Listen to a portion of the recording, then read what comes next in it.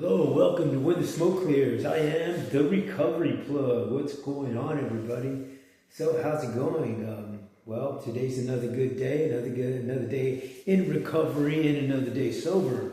So the day is good. I always like to get my video podcast started, always with a moment of silence, followed by a serenity prayer for the addict who still suffers. So, if you would, a moment of silence, please.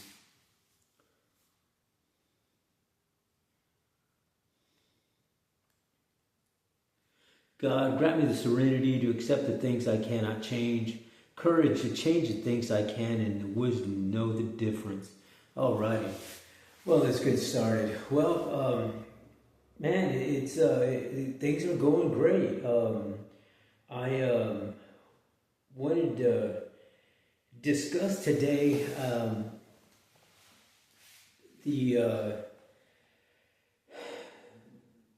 road to recovery is a beautiful road, and the thing about that road is that it can be smooth, it could be a downhill smooth ride, or it could be an uphill ride, a struggle. It could be a bumpy ride. So I guess I want to talk about how the road to recovery can be for you. So I'm going to tell you how it is for me. And my journey, my personal journey, and how I believe that you can get to that, to get it started on that road to recovery, and how you have to, I'll let you know how my personal journey has been, and the things that I've done, and the things that I use, and kind of let you see how the road that I took has been. I've been on that smooth road, and then that downhill smooth road where everything seems to be clicking. And then I've also been on the road where it was just an uphill battle, and man, it was just tough. And I've also been on that road where there were just so many obstacles in the way that I just veered off of that road of recovery. And I've also been able to find my way back to that road. And so the dealing with myself personally, dealing with childhood traumatic experiences, dealing with PTSDs, dealing with anger issues, dealing with depression, dealing with sadness, dealing with drug addiction has been a journey that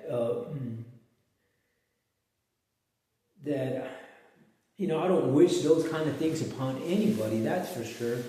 But if you're on any of those paths, I'm here to tell you that there could be, that it doesn't always have to be an ugly road. You know what I mean? Going through those types of situations and adversities are things that can be handled in a life experience changing journey that could ultimately get you to a place of recovery and positivity and spirituality and peace within yourself, and then obtain a successful life thereon after, without dealing with all of those adversities. But by no means do those types of things go away. They're always going to be sitting there, either dormant or lingering in some sort of way, shape, or form. And it just depends on how you perceive your road and what you do on that road to recovery is going to determine how ultimately you'll be able to deal with all those things. And it took me a long time to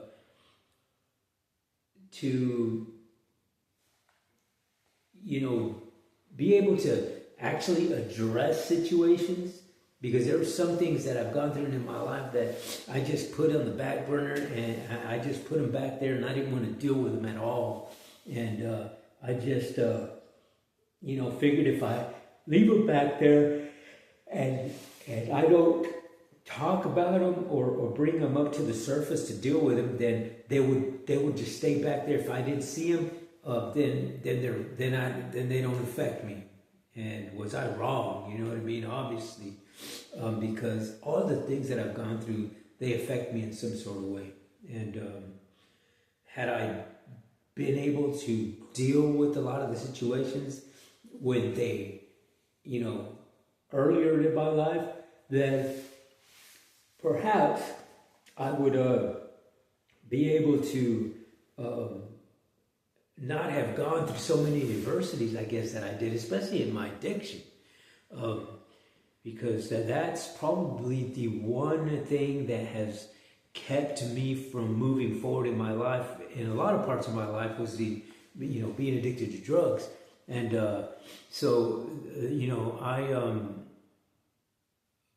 I'm here to let you know that, if you feel that you're in that spot in your life that you're like, man, how in the world am I going to live, without at least doing something? You know what I mean? I mean, come on, don't take it all away. I used to think like that all the time. It's like, okay, well, if I just don't do this, and then I'll just stick with this, whatever it was, if I think, okay, well, I'm not going to drink anymore, but I'm still going to do coke, and I'll be good. And I did that for many years, and it ultimately landed me back in a bad situation. And then I figured, well, okay, I'm going to go ahead and I got, started doing methamphetamines, and I said, okay, well, this is a whole lot better than doing the coke, because now at least I can work, I can stay up, I can eat, I can function, all of those things on this stuff. And now, man, this is great. And but ultimately, it led me to doing things in my life I had to do to get the drug. You know what I mean? Ultimately, the drug consumed me, and I found myself having to do my everyday living consisted of getting that drug first before I do any other part of my day, any action that I had to do during the day. If I didn't have the drug, then I couldn't do it. So, and if I didn't have the drug, okay, well, I got to get it first. I'm not going to go to a meeting. I'm not going to go to, deal with this work, or I'm not going to go visit somebody. I'm not going to do anything in my day, no matter what the hell it was. I didn't care what it was. And I'm not going to deal with anything unless I get that hit first. Once I got it, then I'm good. Then, okay, then come on, throw it at me. I got you. And which was ultimately unhealthy, number one. When you're doing something that you're doing on a repetitive basis like that, and every single day you're doing that, you're looking for something to put into your body that's ultimately killing you, and you knowingly know this, but you keep doing it. Well, obviously that's insanity. That's the insanity of the world of addiction. And it is, in hindsight, at first it seems like, okay, man, I can handle this. I can quit whenever I want. I'm not getting high because I'm fiending for it. I'm getting high because I like to get high. That's why I get high. But ultimately, it wasn't even that. You know what I mean? I did like it, but I was ultimately getting high because I didn't want to deal with the feelings I was going through on a daily basis, from the depression, from the anger, from the sadness, from the PTSDs, from the childhood traumatic experiences. I didn't want to deal with any of those feelings. I didn't want to, bring those feelings up to the surface because I didn't know how to deal with those. You know what I mean? The only way I knew how to deal with any of that type of trauma was to either be aggressive and get pissed off, number one, or, do something so that I see somebody else hurting, so that I don't focus on my hurt. Or, just let me just take drugs because I know that it's bad and I don't care, because I'd rather hurt myself than hurt somebody else, and I don't care about me. You know what I mean? If I don't have this stuff first, then I'm not going to help anybody else. And myself, I was a people pleaser. You know what I mean? I'm a person who wants to help people all the time. Even if it's just, whatever it is, I don't care who it was. If you were my friend, if you were an acquaintance and you needed something done, I'm going to help you do it, whatever it is. Oh, you need to move this? Okay, I got you, brother. Oh, you want to go do a lick to get some more drugs? I got you, I'm down. That was me. That was who I was. And, when I had the drugs, because I sold a lot of drugs too, and I would do the same thing, just to have the people there with me, here, man, here, take this, take that, it's on me, and it ultimately led me to be unhappy the whole time, you know what I mean? I ultimately got involved with the people that I did, and then I can remember the last year in the world of addiction was just miserable.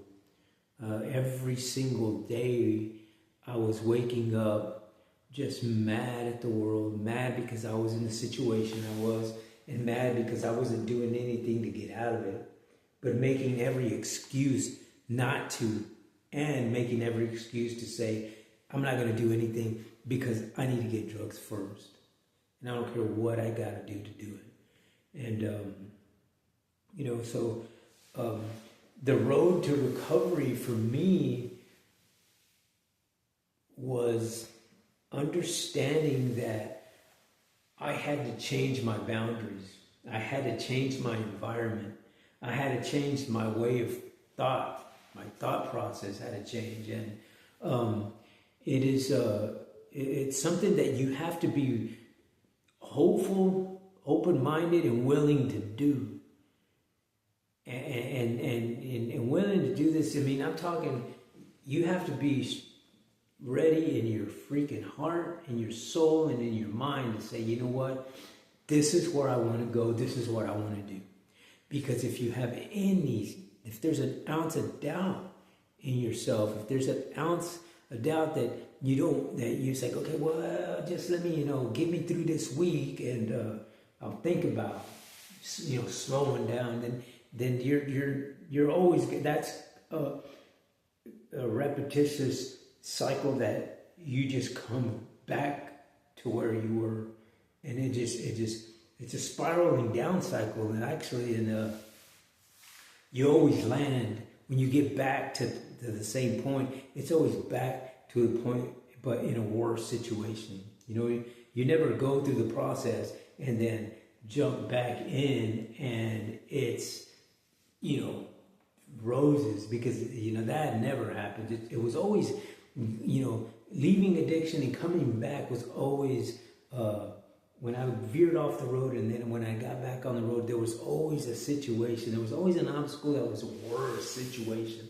than I was before I veered off.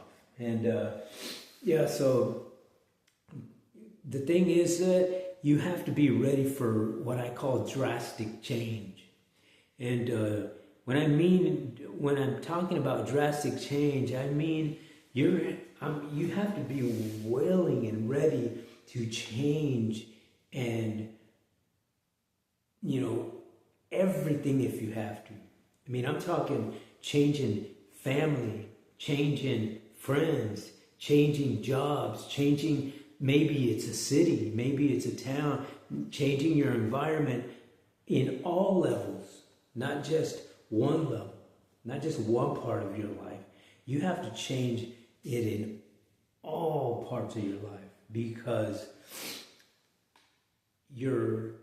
whatever is bounding you down is connected to your whole life. You know what I mean? You're living your life in this negative and dark place, and nothing you do and nothing you say and everything you do and everything you say is all negative and dark. So you can't take any of that negative and dark stuff and bring it into this world of, positivity and recovery, because it just doesn't mix. It's like oil and water. It's never going to mix. It's never going to happen. And, if you think that it is, you're I got news for you that, you're going to wind up staying in there. It's just like having water and oil, and then you set that oil on fire. You're still there in the mix, but everything around you is just on fire. You know what I'm saying? And you're eventually going to get burned some way, in some way, form or another. And, that's what you want to avoid. So if you, take away the dark and take away the negativity and replace it with positive things and healthy boundaries, then you'll be amazed at how your life starts transforming. Because it's not only the things, when you put yourself in an environment of negativity and dark things, then, that's exactly what you get out of it. You start becoming, a product of your environment. And I know that for me, that's how, man, if I involved myself in the streets and in the drug life and anything dark that came with it, I wound up doing exactly where I was at. Where the environment that I put myself in is exactly what I wound up doing. And it ultimately, led me to being, incarcerated, number one. But by the grace of God, I had to go through that adversity, and I had to get incarcerated, because ultimately at that point in time in my life, no matter how much I said and how much I wanted to get out and thought about getting out, my actions totally were the opposite. And that's because I never got out of that environment. I stayed stuck there, and and it took a while for me to get out. It took 5 whole years to get out of that environment. And I can honestly say today, my environment where I'm at today, I am totally in a different environment from where I was. You know what I mean? I don't involve myself in any way, shape, or form with anybody who uses, number one. The only time that I ever deal with people like that is if I just happen to run into them, going to the store or going, on the bus or whatever. And if I happen to see them at a AA or an NA meeting, then it's there where I draw the line. You know what I mean? And I involve myself in a bunch of healthy boundary type things. Everything that I do today is all positive and healthy. There's nothing that I do today that is a negative or a dark thing. And that's ultimately because I had to accept the drastic change and want the drastic change, because, it was hard for me to get away from the world that I was in, because I liked it, and I had relationships in that world that, I dealt with people on a daily basis that I genuinely cared for, you know what I mean? Whether they were my friends or whether it was the person that I loved, whatever it was, I was there because of that, and that is what kept me bound down to that to the darkness is because they were there and I didn't want to leave them. And I was enjoying being around that. You know what I mean? I enjoyed it, but ultimately it started taking an effect on my life that just started making me unhappy, and I was starting to do things that I normally wouldn't have done had I not been addicted, right? So, you know,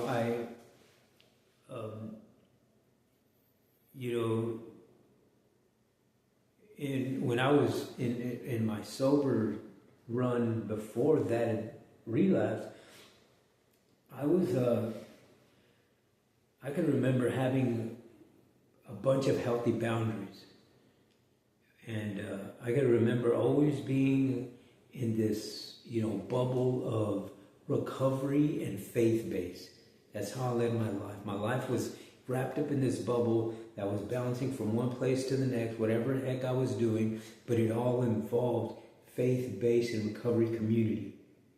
So when I decided to get out of that bubble and start doing things by, a little here and a little there, just on my own, and doing it Joel's way, then that was when I entered the dark room. Because I can remember that day distinctly. I can remember being in my office when I had my company and my business, and having season tickets to the San Antonio Spurs. I didn't want to go to the game because it was too late, and decided that I was going to take up the game at a bar down the street. And thinking, well, it's just, I'll take the fourth quarter there and then I'll go home. And, at that point I had about 10 years or so sober, and I decided to do that. And man, my addictive mind talked me into do it and to making that decision. And, because I got out of that bubble of healthy and positive boundaries and decided that I was going to go do it on my own. And I should have known, that every time that I do things on my own, they never work out. You know what I mean? And I know that when I live my life with the help of the recovery community and the faith-based community, those two things interact, man, my bubble gets bigger, man, and bigger and bigger and bigger, because that community and that foundation is so big and strong that your bubble gets big, man, and you can just, do a lot of things and move forward in your life with a bunch of healthy and positive things. And it was, it was great, you know what I mean? And I somehow, somewhere along the line, I lost that connection. I got stagnant, I guess, in that lifestyle, and decided that I was going to take one time just to go touch the water again. And if you're not in it 100%, I can guarantee you're going to go back some point in time of your life. And for me, I did, and I happened to go back for 5 freaking years, man. My relapse was 5 years, and it was terrible. It was the worst 5 years of my life, man. You know what I mean? Those 5 years, I wish I could get back, because I affected a lot of people in those 5 years. I affected people in the world of addiction, and I affected people in the world out of addiction. You know what I mean? Both sides. I was affecting people, and I didn't care. You know what I mean? That's the ugly thing about it, is that my addictive mind made me not care about who I was trampling on, because I kept doing it. You know what I mean? No matter, I would feel remorse, I would feel empathetic, sympathy, or whatever, and I would still continue to do it. So it was terrible. But what I do know is that staying on the road to recovery is exactly that, is changing your environment into positive and healthy boundaries. You know what I mean? You have to be willing to drastically change your environment into a totally new environment that is scary, it's fearful, it's new.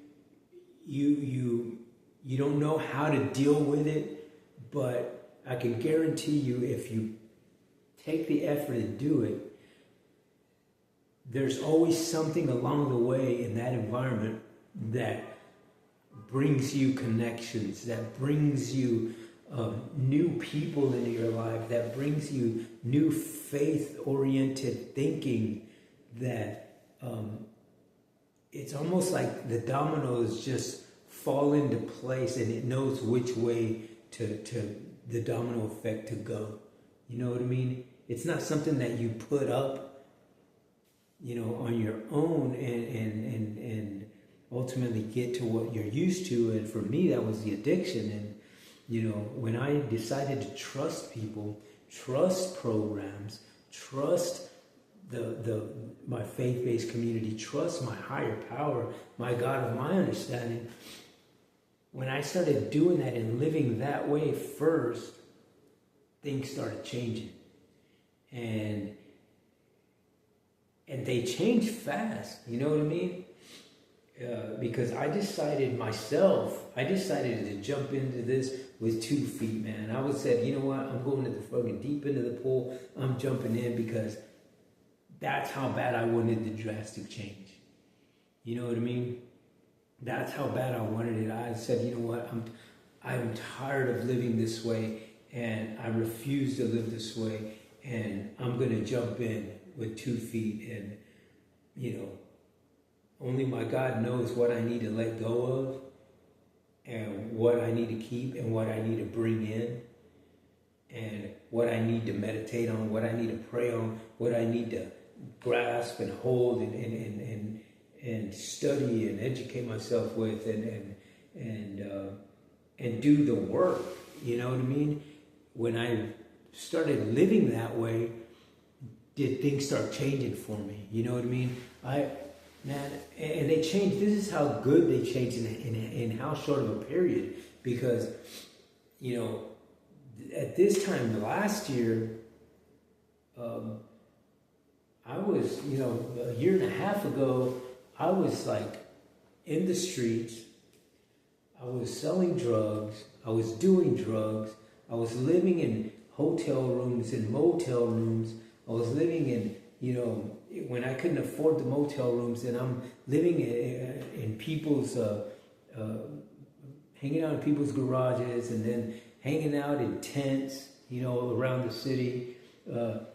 Sometimes I wouldn't even have a place to go and wound up sleeping either on a bus bench or under a bridge somewhere in these, cardboard boxes and tent communities.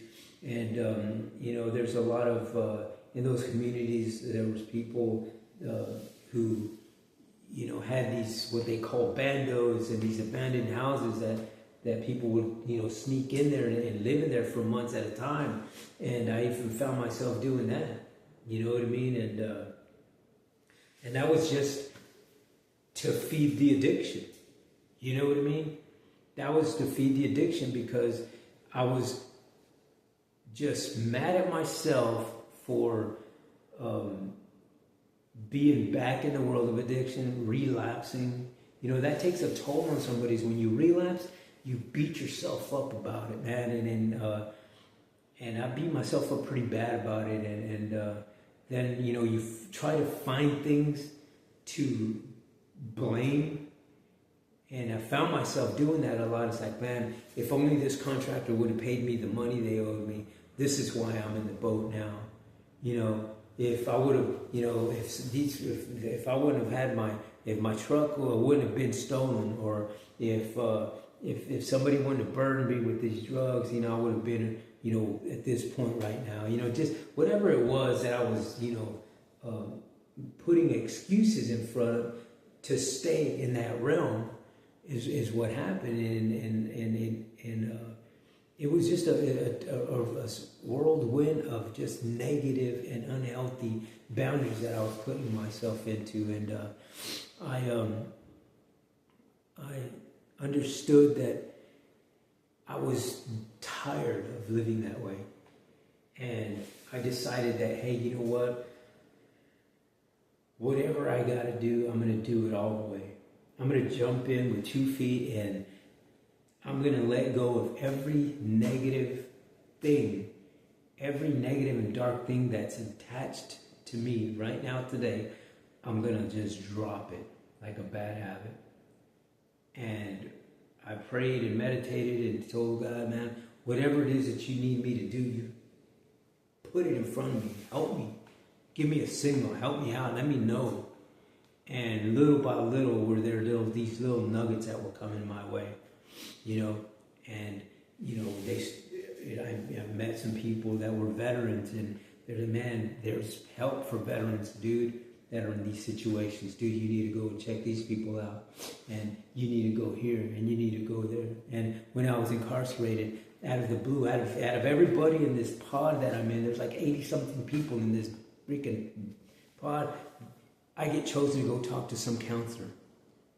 Out of everybody there, it was me. Why? I have no idea. I don't know why I was chosen. I didn't request it or anything, but I got chosen to go talk to some counselor, and they asked me if I wanted to go to treatment. And I was like, well, yeah, if it gets me out of jail, heck yeah, I'm going.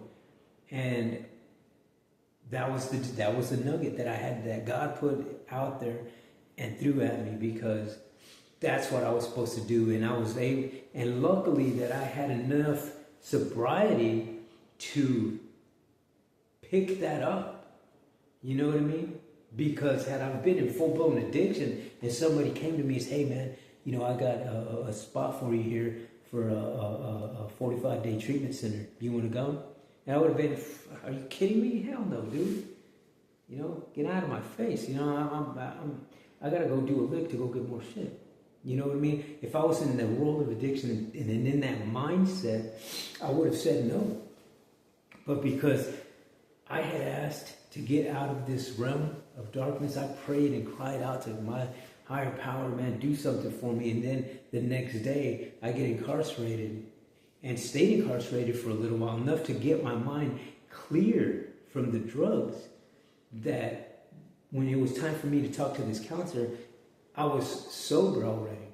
I was thinking clearly. The blinders had come off. Now I could focus on what I needed to do. And I was able to pick that nugget up and take it. And I wanted, leaving that jail and going to a recovery center, that I stayed there for 70 days, I believe it was. And from that point, my mind is totally cleared now, and I'm on this mission to try to better my life. And because I'm a veteran, there were some programs through the VA that I was able to go to this VA transitional facility that I stayed there for like 6 months or so, which was great, because I was away from all the negative environment that I was in.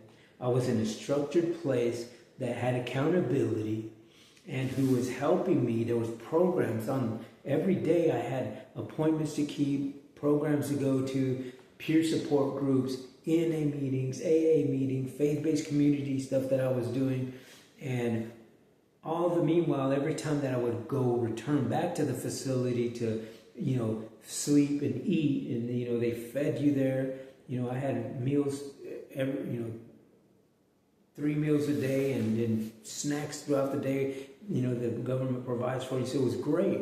And then you have a dorm room that is assigned to you. So you have a nice warm bed, you have showers, and they give you clothing, everything. And you just have to do the work. And I did that. You know what I mean? I understood where I was. I understood that I had to do things to attain the goals that I wanted to do. And I ultimately got out of the program because I was able to get my apartment and move forward in my life. And that's where I am now. I was able to move into an apartment with my daughter that I had neglected through the addiction. I could remember I still talked to her during my addiction and had a relationship with her, but it was just always these empty promises. And, it was something that I got to live with. It's something that I deal with on a daily basis, because I feel like I robbed this little girl of a time of her life when she needed her dad the most. And I kept putting excuses in because I needed to go back to the world of addiction. And, I got to deal with that every day. But I know that my higher power has something in store for me, that He's letting me lead my